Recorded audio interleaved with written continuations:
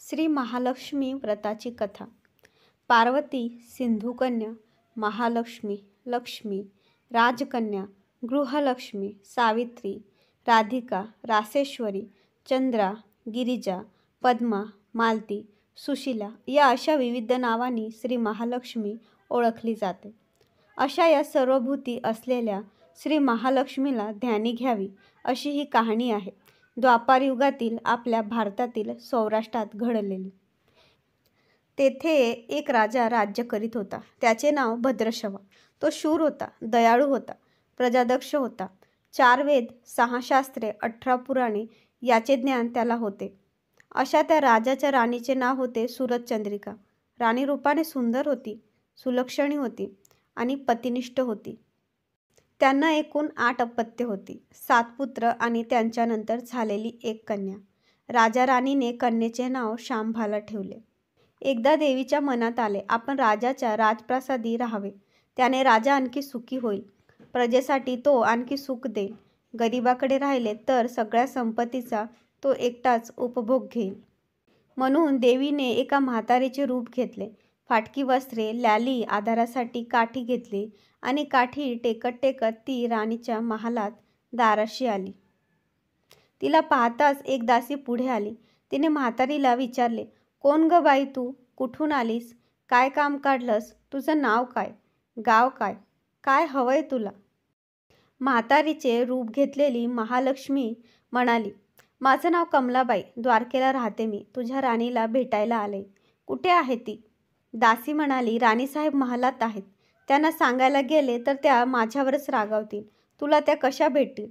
तुझ्या अवतार पाहून तुला त्या हाकलून देतील, तू इथेच थोडा वेळ आडोशाला थांब। म्हातारीला राग आला, ती संतापून म्हणाली, तुझी राणी गेल्या जन्मी एका वैश्याची पत्नी होती, तो वैश्य फार गरीब होता, त्यावरून त्या दोघांची नेहमी भांडणे होत, नवरा तिला मारहाण करी। या त्रासाला कंटाळून एक दिवस ती घर सोडून गेली आणि जंगलात उपाशी तापाशी भटकू लागली। तिची ती अवस्था पाहून मला तिची दया आली, मी तिला ऐश्वर्य, सुख आणि संपत्ती देणाऱ्या श्री महालक्ष्मी व्रताची माहिती सांगितली। त्याप्रमाणे तिने ते व्रत केले। तिच्या व्रताने महालक्ष्मी प्रसन्न झाली, तिचे दारिद्र्य संपले, तिचे घर संपत्ती समृद्धीने भरले, तिच्या जीवनात आनंद भरला। मृत्यूनंतर लक्ष्मीव्रत केल्यामुळे ती दोघे पती पत्नी लक्ष्मीलोकात वैभवात राहिली। म्हातारीचे बोलणे ऐकून दासीच्या मनात जिज्ञासा निर्माण झाली। तिने म्हातारीला पाणी दिले, नमस्कार केला आणि म्हणाले, मला सांगाल ते व्रत मी करीन ते नेमाने, उतणार नाही, मातणार नाही, घेतला वसा टाकणार नाही। म्हातारीने दासीला लक्ष्मी व्रताची माहिती सांगितली। मग ती उठली व काठी टेकीत निघणार, तेवढ्या राणी तरातरा महालातून बाहेर आली।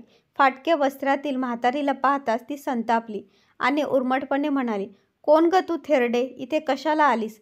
जा इथून। तिने पुढे होऊन म्हातारीला घालवून दिली। ती म्हातारी प्रत्यक्ष महालक्ष्मीच होती हे राणीला कळले होते। राणीचा महाल सोडून म्हातारी निघणार तोच एक मुलगी लगबगीने बाहेर आली।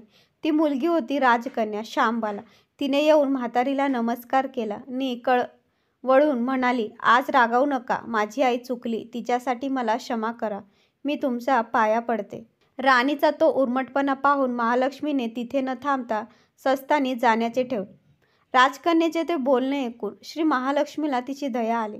तिने शांबाला लक्ष्मी व्रताची माहिती सांगितली। तो दिवस मार्गशीर्ष महिन्यातला पहिला गुरुवार होता। पुढे त्या दासीने लक्ष्मीव्रत केले, तिची स्थिती सुधारली, दासी पण सोडून ती संसार सुखाने करू लागली।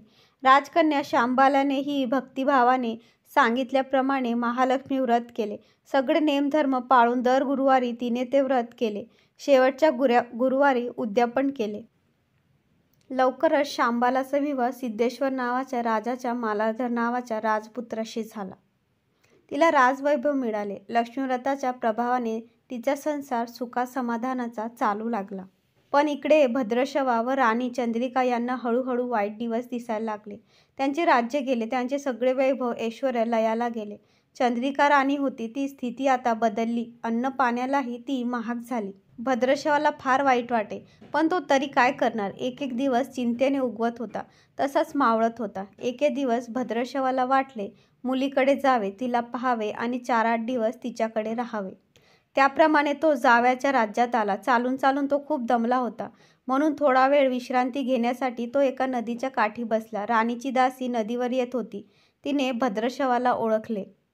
दासी धावत महालात गेली. राजाला बातमी सांगितली. शांबालालाही ते समजले. शांबाला आणि मालाधराने रथ पाठवून भद्रशवाला मोठा मानसन्मानाने राजवाड्यात आणले आणि त्यांचा आदर सत्कार केला. काही दिवस जावयाच्या आणि मुलीच्या पाहुणचार घेत भद्रशवा राजवाड्यात राहिला. आता परत जायचे विचार त्याच्या मनात घोळू लागले. जावयाला त्याने तसे सांगितले. जावयाने संमती दिली. भद्रशवा परत जायला निघाला तेव्हा शांबालाने एक हंडा भरून धन पित्याला दिले. तो हंडा घेऊन भद्रशवा घरी आला. मुलीने धनाने भरलेला हंडा दिला आहे हे ऐकून सूरजचंद्रिकेचा आनंद गगनात मावेना. घाईघाईने तिने हंड्यावरचे झाकण काढले. आत पाहते तर काय, हंड्यात धन नव्हतेच. हंड्यात होते ते काळे कोळसे. महालक्ष्मीच्या अवकृपेने हंड्यातल्या धनाचे कोळसे झाले होते. चंद्रिकेने कपाळावर हात मारून घेतला. भद्रशवा हा चमत्कार पाहून चकित झाला होता.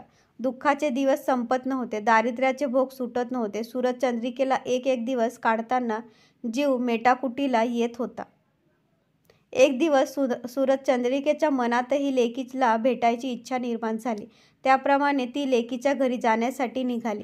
तो दिवस मार्गशीर्ष महिन्यातला शेवटचा गुरुवार होता. सूरजचंद्रिका लेकीच्या घरी पोहोचली तेव्हा शांबाला व्रताचे उद्यापन करीत होती. शांबालाने आईकडूनही महालक्ष्मी व्रत करून घेतले. 4 दिवस मुलीकडे राहून सूरजचंद्रिका परत आपल्या गावात आली. लक्ष्मीव्रत केल्यामुळे काही दिवसातच त्यांना त्यांचे पूर्वीचे वैभव प्राप्त मिळाले. राज्य प्राप्त झाले. पुढे काही दिवसांनी आई वडिलांना भेटण्यासाठी म्हणून शांबाला माहेरी आली. पण बाप भेटायला गेला असताना त्याला शांबालाने कोळसा भरलेला हंडा तरी दिला होता, पण आपल्याला मात्र काहीच दिलं नाही. हा राग राणीच्या मनात होता. त्यामुळे शांबाल्याचे व्हावे तसे स्वागत कुणी केले नाही. राणीने एक प्रकारे तिचा अपमानच केला होता. पण शांबाल्याला आईचा राग आला नाही. ती पुन्हा आपल्या घरी जाण्यासाठी निघाली. निघताना तिने पूर्वी बापाला दिलेला हंडा परत घेतला. त्यात मीठ भरले व तो हंडा घेऊन ती आपल्या सासरी आली. स्वगृही आल्यावर मालाधर शांबालेला विचारले, माहेराहून काय आणलंस? शांबाल्याने बरोबर आणलेल्या हंड्याकडे बोट दाखवले. मालाधराने झाकण काढून आत पाहिले तर हंड्यात मिठाचे खडे. मालाधराने चकित होत पत्नीला विचारायला, हे काय? या मिठाचा काय उपयोग? शांबाला म्हणाली, थोडं थांबा म्हणजे कळेल. त्या दिवशी शांबालाने कुठल्याच पदार्थात मीठ घातले नाही. सगळेच पदार्थ अळणी. मालाधर जेवायला बसल्यावर तिने त्याला सर्व पदार्थ वाढले. सगळे जेवण त्याला अळणी लागले. मग शांबाल्याने पानात थोडं मीठ वाढले. अन्न पदार्थात ते मिसळतात बेचवनाला चव आली. हा मिठाचा उपयोग शांबाला पतीला म्हणाले. मालाधरालाही तिचे म्हणणे पटले. थोडक्यात जे कोणी महालक्ष्मी व्रत श्रद्धेने आणि मनोभावे करतील त्यांना श्री महालक्ष्मी प्रसन्न होऊन त्यांच्यावर तिची कृपा होईल. पण श्रीमंती आल्यावर सुद्धा माणसाने उतू नये, नित्यनेमाने श्री महालक्ष्मी व्रत करावे.